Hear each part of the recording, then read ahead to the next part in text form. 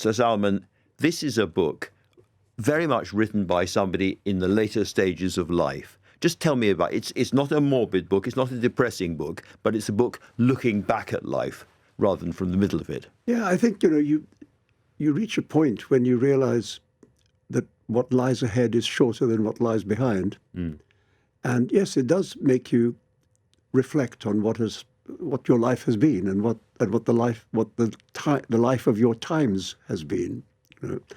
And this book really arose from those considerations. And did that come, I have to ask this, from the awful attack on you? Yeah. And the near-death experience? Well, in part, yes. I mean, I think, yeah, that certainly gave me a good look at the end of the story. So it's some combination of that and just getting older. But I was very determined that the book was not going to be ponderous. There wasn't going to be one of those books that tells you we're all going to die. I wanted it to be enjoyable, and playful and funny. When I imagine the final stages of life, the final few years of life, I imagine sitting on a balcony or a veranda with my back to a wall looking out at the world, which is how your first story begins. Yes. Some years ago, I was in South India. I was in Madras, Chennai, and I met certainly one old gentleman who was exactly like the two characters in the story. He was very old. He was fabulously grumpy. He complained about everything, including being alive. He complained about his family. He complained about the number of small children there were running around. He complained about the food. Everything was unsatisfactory. But he did it in a way that was completely delightful. He was charming. And I thought that was a place to start. And I have read that the South Asian tradition of fiction or storytelling includes many kind of grumpy old gits, as it were, in a way that the European tradition does much. Not, no. I mean, the old tend to be discarded in European fiction. But in India, old people have a stature and they exploit it in old age. It's not just grouchy old men, it's grouchy old women too. Jumping to one of the other stories later in the book set in Cambridge, it appears very much based on, you had the extraordinary good luck to know E.M. Forster at the very end of his life, a man, born deep into the Victorian world and still going, and you, I think, played croquet with him, but you knew him. I mean, he was surprisingly approachable. He used to like it if students came up and said hello, and when he discovered that I had an Indian background, he became extra friendly towards me because India had been so important in his life. I mean, his rooms at King's were full of Indian memorabilia all over the walls. And he was very sweet to me. I mean, when I sort of shyly confessed that I might try and write something, he was extraordinarily encouraging, and I've never forgotten it. And we should explain to people that this is a ghost story, basically, whose narrator, whose main character is literally sort of vanishing, disappearing into the mist, the sort of cold Cambridge mist, bit by bit. And I wondered if that, in a sense, is also a metaphor for what happens in older age. People start to look through you rather than at you. So it sort of is. And the funny bit is that I hadn't intended him to die. I'd thought that the story would be about this eminent old gent and his unlikely friendship with a young student. I thought that it would be a story about improbable friendship. But then when I sat down to write it, I found myself killing him in the first sentence. And so it's still an improbable friendship between an old gent and a young student, but the old gent happens to be dead. You've said that you're looking back and reflecting on your life, and that's obvious all the way through this book. One of the things that produces is a focus again on where you came from, what we might still call Madras and Bombay or Chennai and Mumbai. And I just like your kind of reflection. Is this, in a sense, a farewell to India? No, but it's a farewell to a kind of material that I've used quite a lot. The particular little neighborhood in which, in Midnight's Children, the hero Salim grows up, which is also where I grew up. And it's a neighborhood I've returned to a couple of times. I mean, there's a little bit in The Ground Beneath Her Feet that goes there. And And there's a backstory of one of the major characters in my novel, Quichotte, that is set there. So I've been up that hill quite a few times. But things change, and the place changes, and the house I grew up in doesn't look like it used to look when I grew up in it. Is there a certain melancholy about that? Yes, there is. Because, every single time I've been to India in my life, I've always revisited that little place, that little neighborhood. And the rich are moving in, and the kind of variety and the colour, I sense, are leaching out of it. Yeah. I mean, so that story in part becomes a satire of the ultra-rich. Which I quite enjoyed writing, I have to say. Absolutely. There's also a lot about language and about storytelling, something you have written about and spoken about a lot. But there's an extraordinary moment in one of the later stories when language herself becomes a character. Yes. And this is set in a land, feels a bit like Italy, but where the word no has been banned completely. And if I could just read out a little bit. You say, this is a chap sitting in the piazza, our language, however, sulked. She came to sit by herself in a corner of the piazza and often shook her head mournfully. She became pedestrian. She informed us she was unwilling for the moment to fly or soar or even to travel by train or bicycle or bus. She said she felt leaden-footed. And I wonder whether that is also you writing about the sort of self-censorship of modern times, so-called woke language. We can say this, we can't say this, we can't say this, we can't say that. Yes, it was just about the various authoritarian pressures upon speech, which can come either from people in power, or it can come from peer group pressure. But both kinds result in an impoverishment of speech. And language becoming quite cross with us. Yes, and I didn't have this habit of my stories telling me what to do, because I hadn't intended language to be a character. And then she just walked into the piazza and sat down. It's an absolutely wonderful moment. You mentioned authoritarian figures. Some time back, you said that if Donald Trump was going to be elected again, you might leave the United States. You'd had enough of it all. Do you still feel that way? Are you heading in this direction? He said optimistically. It's not particularly nice here, is it? In a different way. In a different way. No, I mean, I think I'm lucky that I live in New York City, which is at the moment a kind of liberal bubble in a fairly illiberal, larger context. And there's been some quite enjoyable developments in New York City of late with the election of this young mayor and so on.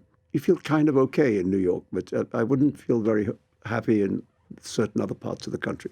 What do you think, not just Trump, but the MAGA movement is doing to culture, the variety of culture? Well, I think it sees culture as the enemy, and whether culture is expressed as late night comedy or universities or journalism, these are all what they conceive of as their enemies. Or people coming from the Indian subcontinent with stories of their own.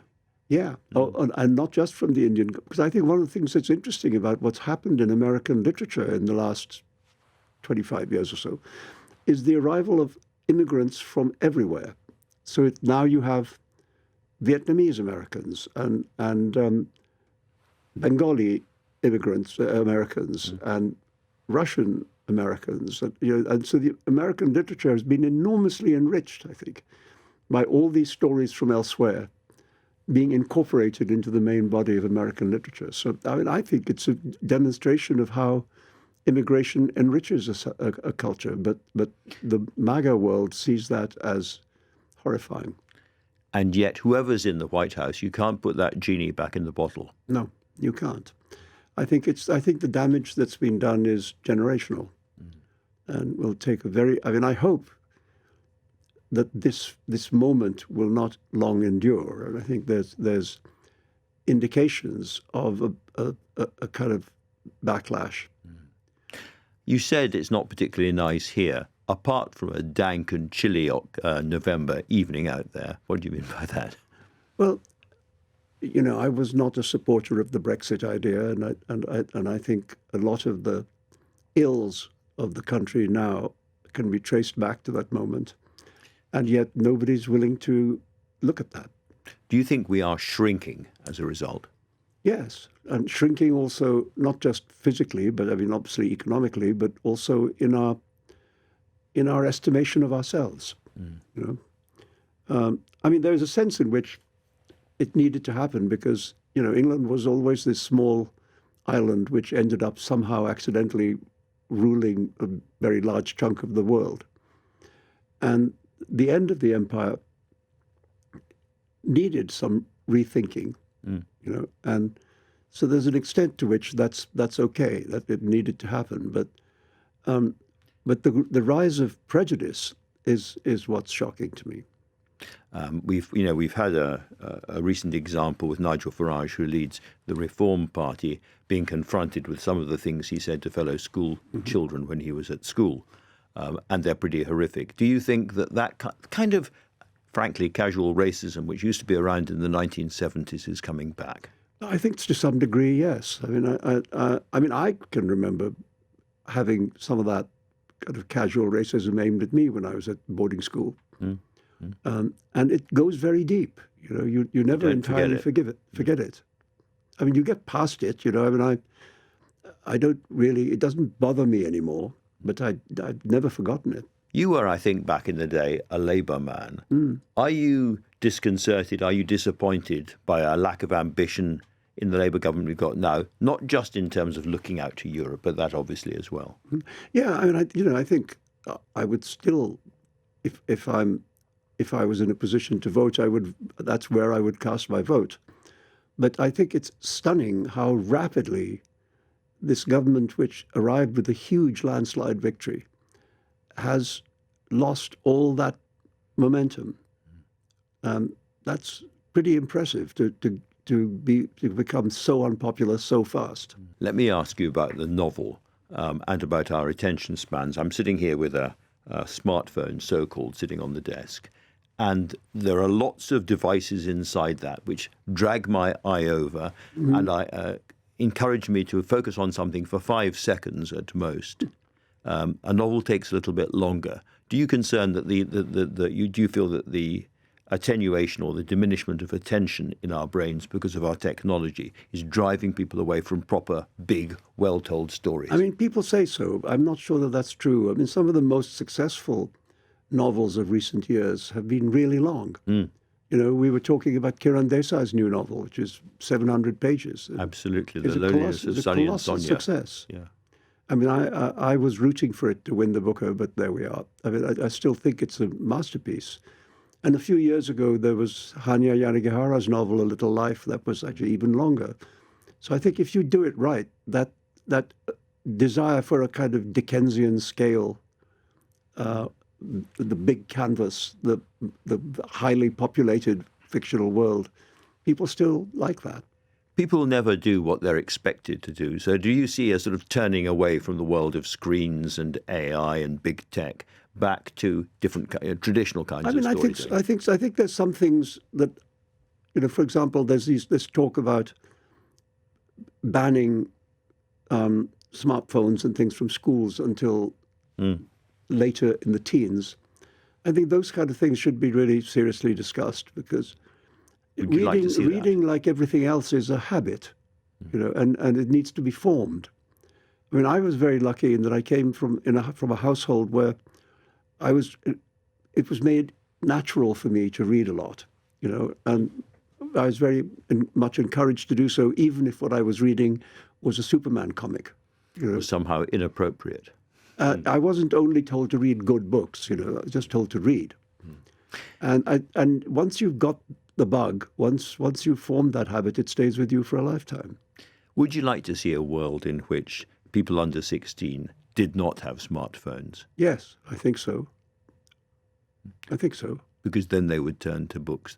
Another thing that struck me looking back over all the books you've written is you have a particular style of storytelling, which I do think comes from South Asia as well as from the European tradition. What do you think, as it were, the classic European tradition of novel writers can learn from South Asian storytelling? Well, one of the things that I learned, because in parts of India, particularly South India, there's still a very living oral tradition. And if you listen to the oral storytellers telling a story, they don't do what you're supposed. The classical tradition is, as the King of Hearts said to the White Rabbit, begin at the beginning, go on until you reach the end, and then stop.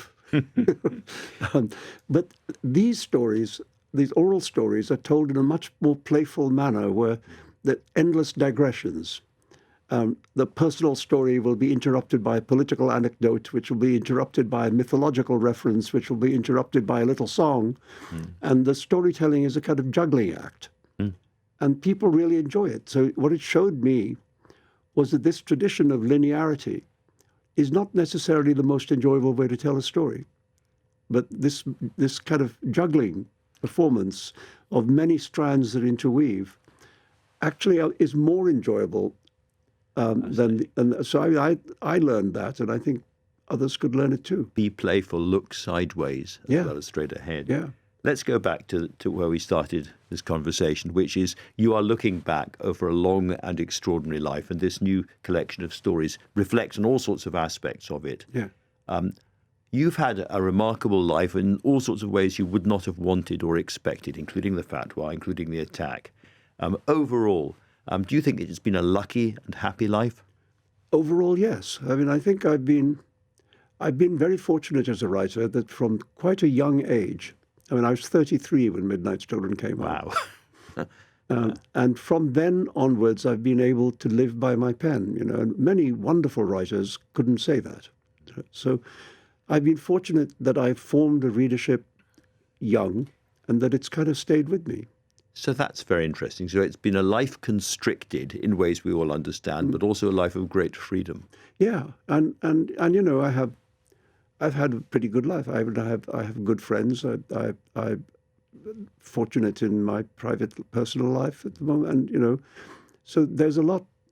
I mean, I would say it's been a good life. It's been a good life with a few hiccups in it.